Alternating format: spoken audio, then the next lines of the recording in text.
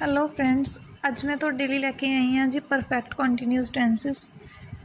चलो आप सब तो पहला प्रेजेंट परफेक्ट कॉन्टीन्यूस करते हैं जी। यदी पहचान इत्थों होंदी है कि जिहड़ा काम हो रहा है इन्ने टाइम तो इन्ने टाइम तक एक स्पेसिफिक टाइम दिता हुंदा उन्होंने कि इस टाइम तो हुण तक चल रहा है। फ्रेंड्स ये रूल हैगे अपने कोले सब्जैक्ट हैज़ और have according to subject plus been plus verb दी फस्ट फॉर्म नाल ING प्लस ऑब्जैक्ट प्लेस ते टाइम। ठीक है फ्रेंड्स, प्लेस टाइम दे नाल मतलब सिंस या फॉर लगना है। सिंस कित्थे लगना, फॉर कित्थे लगना, ये मैं तुहानूं समझा दिन्नी हाँ जी। देखो काम चल रहा है 1998 तो हुण तक, इत्थे लगना है जी सिंस। जा काम चल रहा है 1998 तो 2022 तक, इत्थे भी लगना है सिंस। पूरा टाइम दिता है ना, इस समय तो इस समय तक। ठीक है, उत्थे लगूगा जी सिंस। जे आपां कहने आ कि 3 घंटे तो काम चल रहा है, पता नहीं किन्ने टाइम तक चलना वा, उत्थे लगना वा फॉर। जिथे पता ही नहीं भी एंड कदों होना वा काम दा। ठीक है, हुण तक होया वा एंड, जां नैक्सट कुछ टाइम तक होऊगा जां कुछ दिनों तक होऊगा, तो उत्थे की लगूगा जी, उत्थे फॉर लगूगा। आओ आपां एक एग्जाम्पल करते हैं इहदी। मैं पिछले सोमवार तो उसदे नाल रह रहा हाँ। सब्जैक्ट हो गया आई हैव बिन, वर्ब दी फर्स्ट फॉर्म, ऑब्जैक्ट। देखो पिछले सोमवार तो लैके हुण तक रह रहा हाँ, सो अपन पता चल गया ना। सो आऊगा since, since last Monday. Okay friends, हुण आप एक फॉर वाली एग्जाम्पल कर लेने। बच्चा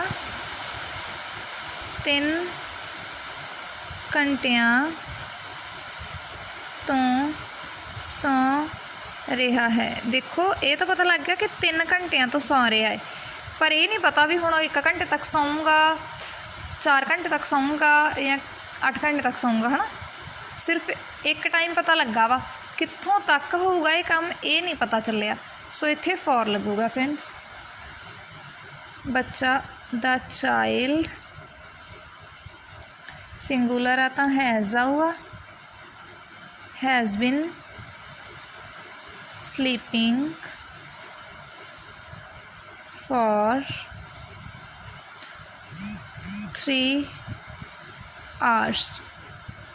ओके फ्रेंड्स, इहदा आपां हुण नैगेटिव कर लैने आ।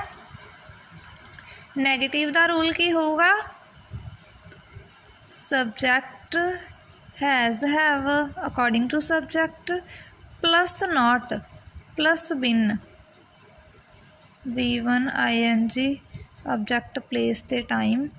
फ्रेंड्स इनका नॉट सेंटर च आना है हैज़ हैव ते बिन दे।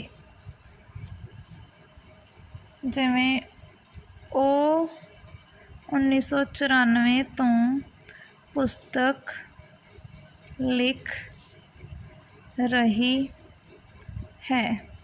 1994 तो लैके हुण तक लिखी जा रही है ना। She has been writing book since 1994। ठीक है, जां तुसी सॉरी नहीं लिख रही है, नॉट बिन। ओके, नैक्सट आऊगा तुसी कई दिनों तो उसनूं पढ़ा नहीं रहे हो, तुसी कई दिनां तो उस नूं पढ़ा नहीं रहे हो। You have not been teaching him for कई दिन many days। ओके फ्रेंड्स, ये हो गया जी अपना प्रेजेंट परफेक्ट। फ्रेंड्स हुण आपां गल करांगे पास्ट परफेक्ट कंटीन्यूस की। पास्ट परफेक्ट कंटीन्यूस की पहचान हुंदी है कि काम हो रहा सी, इन्ने टाइम तो हो रहा सी, इन्ने टाइम तक, सॉरी 1998 तो 2000 तक। ठीक है फ्रेंड्स, ये रूल हैगे आ जी subject plus had plus been plus verb दी first form plus ING object place ते टाइम। फ्रेंड्स यदी एग्जाम्पल हैगी है, आपां करांगे सिंस फोर दा उही मैथड है जी।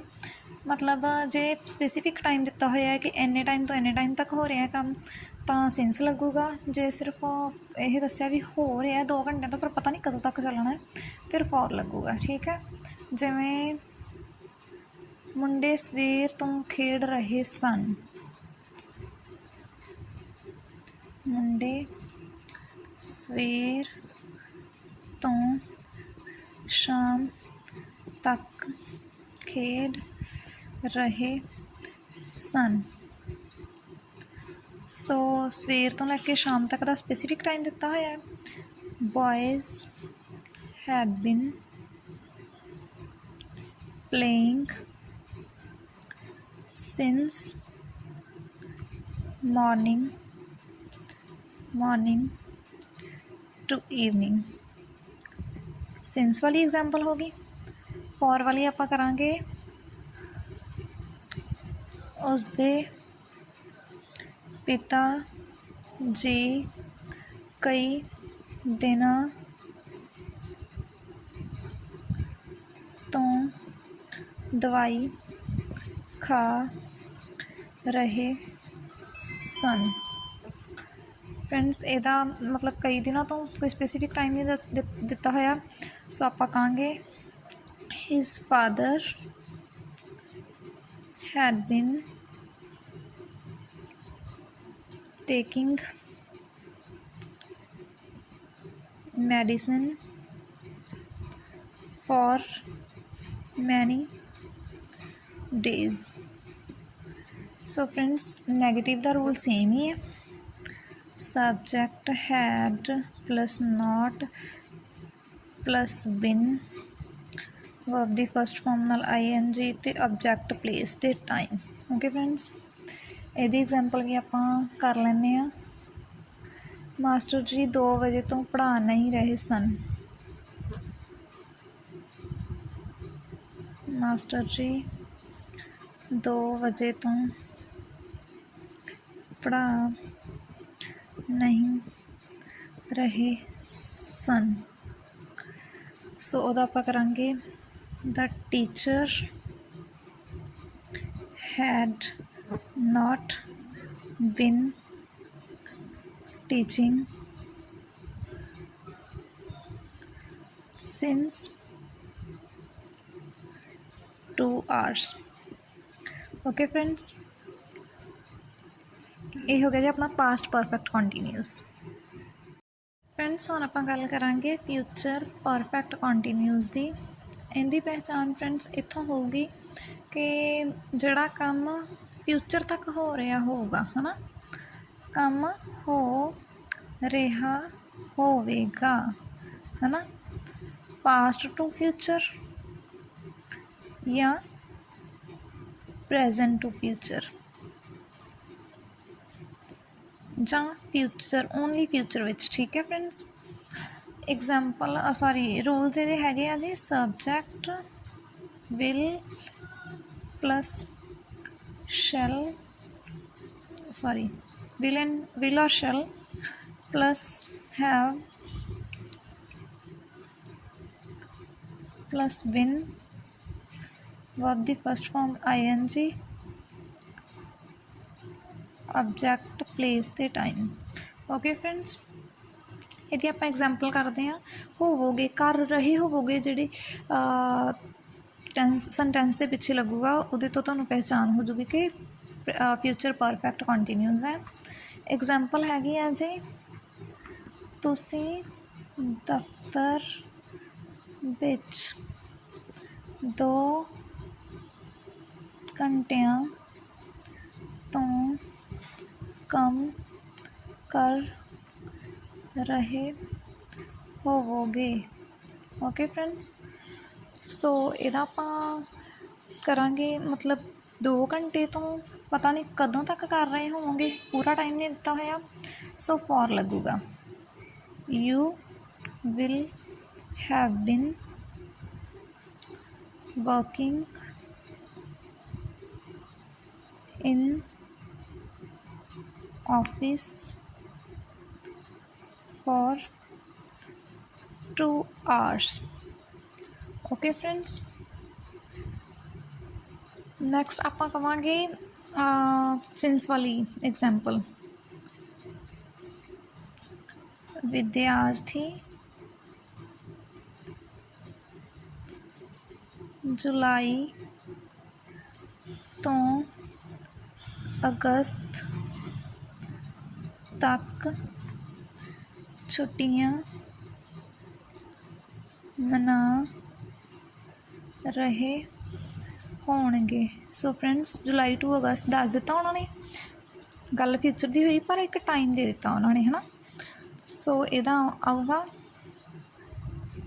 The students will have been मनाना सैलीब्रेशन नहीं मतलब इंजॉय कर रहे होंगे have been enjoying holidays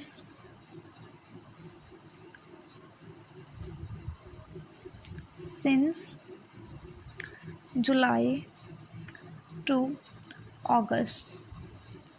so friends इहदा नैगेटिव जदों आऊगा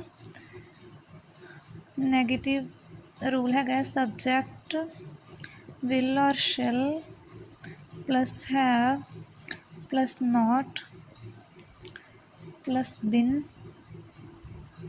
वर्ब दी first form ing object place time.